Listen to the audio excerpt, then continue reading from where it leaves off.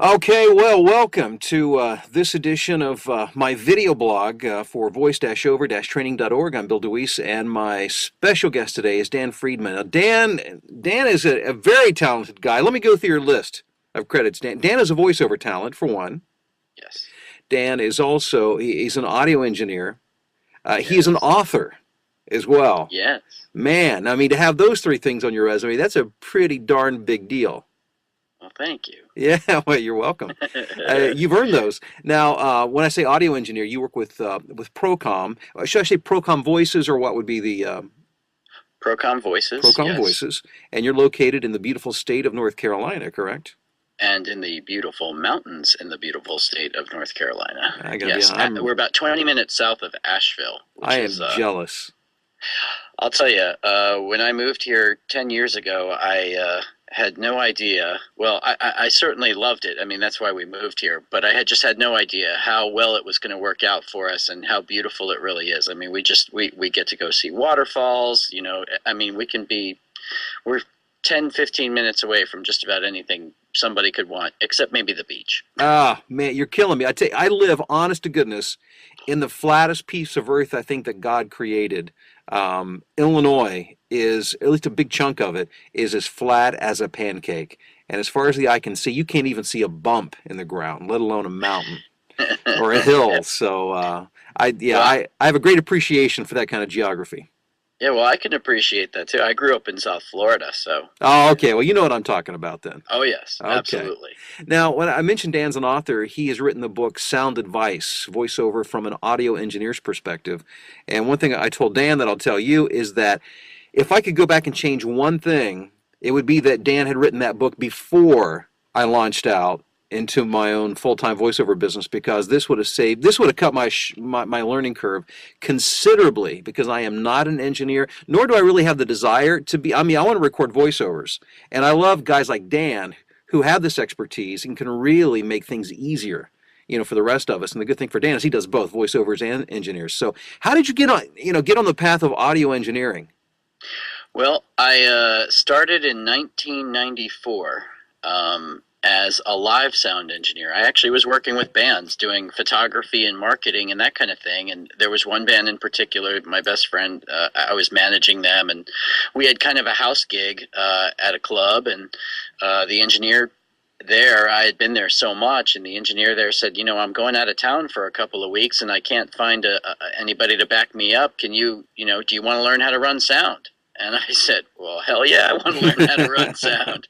I'd wanted to be in rock and roll my entire life from the time I was very young until that time. And thankfully that opportunity came about, and, I've just kind of run with it. And as far as getting into the voiceover side of it, that, certainly progressed through radio and various other things. But as much as I love doing music, I think voiceover really suits me. It really suits my skill set.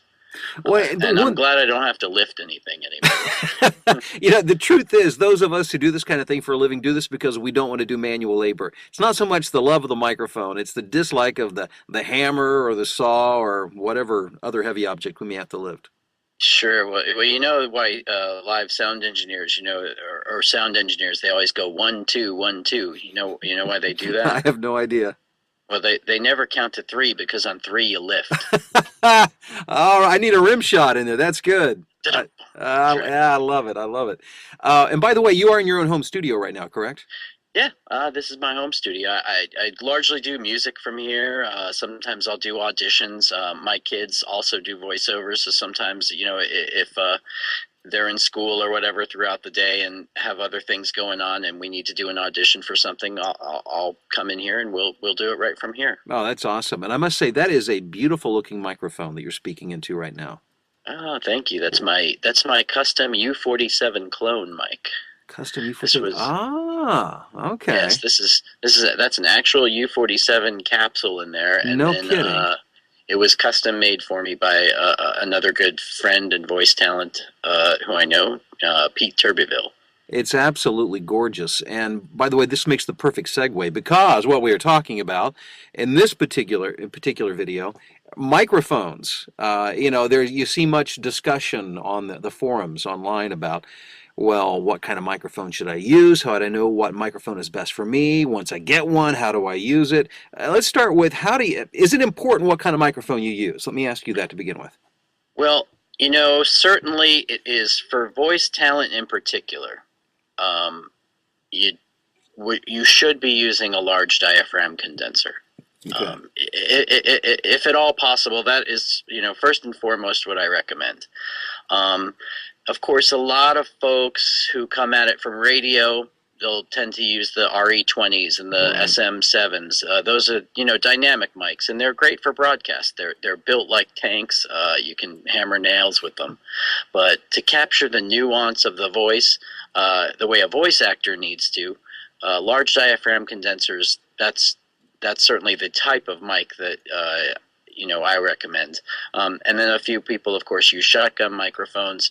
And shotgun microphones, it's kind of a different deal. If you know, I would hate to say that you could use a shotgun microphone in place of a bad room, because really you should be fixing your room more, rather than trying to use a microphone to fix it. But the Sennheiser 416 is also an industry standard, and it's also used in a bit of a different way than a large diaphragm condenser. You can work a large diaphragm condenser certainly far differently than you would a shotgun microphone. But a large diaphragm condenser, that's what I recommend. Okay. That's the way to go. Okay, so now that we know we need a large diaphragm condenser, now that narrows down the field to, I'm sure, several hundred, if not several thousand models. Is there a microphone you recommend, or is there a way? Do you try to match a microphone to your voice, or how do you go about choosing a microphone? Well, of course, there are industry standards. So, if you take those, the U87, the Neumann U87 has been the industry standard for many, many years. Then, at Procom Voices, we recommend the TLM 103, and that is because it's basically the same capsule as what's in the U87. It's transformerless, and so therefore, at the time that it came out, which was, also at this point, gosh, probably 15 years ago or so, it was one of the quietest mics to come out. Oh, okay. As far as the internal circuitry. And I don't know exactly what year it came out, but it's been around for quite a while now. Okay, well, that's what I use. That makes me feel a little better. I didn't know why it was good, but now that I know why it's good, I know I made a good decision. Good for me. Yes. Now, those are, I always say this because, a lot of people can't necessarily spring for that, especially when they're starting out. I mean, Right. those are expensive microphones. So at that point, if you're just starting out and you're looking to buy a microphone, then I would certainly take all the large diaphragm condensers that you've read about and that are in your price range, go through the catalogs, and at that point, definitely try and match them up to your voice and your room. That's the most important thing, is try and do it in your room, and because the way the microphone picks up your voice is heavily affected by what's going on in the environment around you. So how do I go about doing that? Is that something like, for instance, let's say that I work with a company like Sweetwater or one of these audio companies, and I don't even know if you recommend working with a company. I don't mean them specifically, but you know what I mean, one of the larger. Sure. Can the people who work there kind of advise based on your description of your recording space? I don't work as a sales guy, so I Yeah. don't know exactly I mean, how they what would be work the and what they process? do. I mean, one thing about getting an industry standard, if you can afford that, is that it's kind of one less variable for the Okay. engineers to have to deal with. Right. Because, if we know that microphone well, then we understand its characteristics, Right. and we are listening for certain things. And then it tells us a little bit more about the environment and whatnot. Now, as far as as far as return policies and things like that, Right. it probably varies by, retailer. And it probably also varies by, a number of days that you keep the microphone. I know for sure that there are people out there that have, they've ordered maybe one or two with the full expectation that they were going to send one back after they got a chance to hear themselves on that microphone in their space. And, I think that the more reputable companies would probably be willing to do that. especially if you pay for it up front and then get it in return. And also just be straight with them. Let them know what you intend to do and why.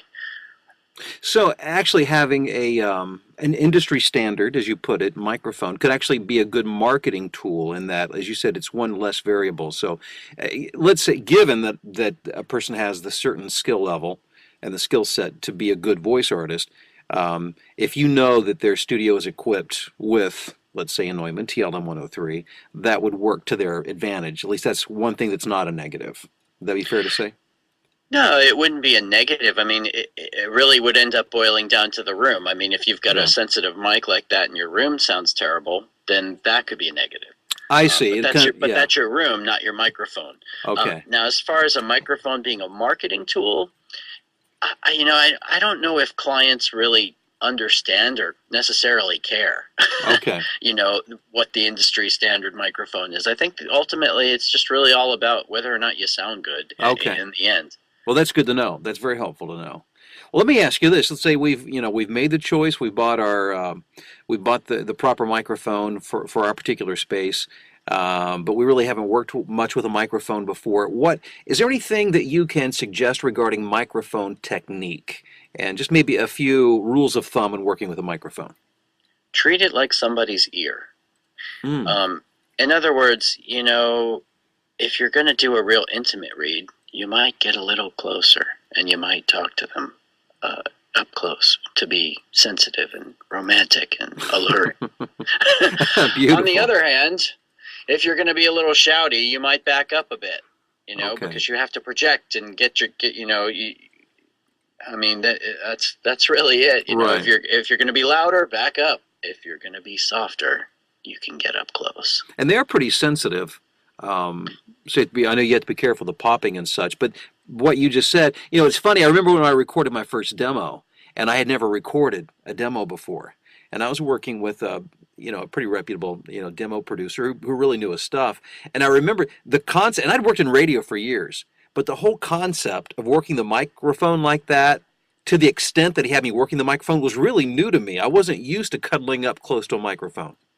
Oh yeah, well, and actually, radio guys, especially with those RE20s, they tend to get up real close and talk. Yeah. I mean, they're right on top of it the whole time. Right. I mean, it's like right here. Yep.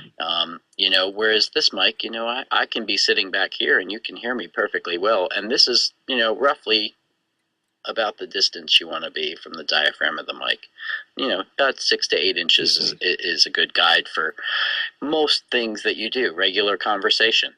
I love the fact you did. I've always been trying to figure out, I've always guesstimated what 6 to 8 inches was, but I never realized I could go from the tip of my thumb to the tip of my pinky, and that would, Yeah, roughly about like that. and then you can do the hang loose sign at the same time. That's Yeah, That's that's right. awesome. We are talking with Dan Friedman. He is the author of Sound Advice, his audio engineer, voiceover talent, and author, and great tips on the kind of microphone you could get and how to work the microphone like that. And this is just the tip of the iceberg. You can get all kinds of information from Dan. You have a great blog at sound4vo.com. Go ahead and give us your best plug. Sound4vo.com. That's right. The number 4. That's right. I wasn't expecting you to ask me that, but yeah, sound4.com and sound the number 4vo.com. There you go. There you go. Yeah, I just wrote one a couple of days ago that is making some waves. So. Yes, good stuff. I recommend that you get do you have it set up for RSS feed so we can just have that automatically sent to us each time you send out a new blog? That's Look a good into that. question. Look into that. Because we want to make sure we don't. I'm trying to help I promote have to you here, say- Dan. I'm trying to help you. I know. Well, as technical as I can be in some things, I understand. when it comes to the internet and web design, I was very frightened of it for a long time, and I'm still finding my way through some of that. So, Well, it's just something somebody taught me recently. But we can talk about that at a later point. But make sure you check out Dan's blog because Dan knows his stuff. And make sure you get this book. Like I said, if I could go back and change one thing, this is the book I wish that I'd had when I started my business because it will save you time, effort, possibly a lot of expense. When it comes to experimenting with this, that, and the other and trying to figure out what you want to do. If you do it right the first time, it just saves a lot of aggravation overall. It is called Sound Advice VoiceOver from an Audio Engineer's Perspective. Is it best just to go to your site to get that? Or I know I got mine from Amazon. Yeah, link to it from my site. That's the best way because actually you can get it directly from the publisher that way, and I think it's a little less expensive. So All there right. you go. Good deal. Dan Friedman, sound4vo.com. Thanks, man. Great talking to you. Great talking to you, Bill. Thank you.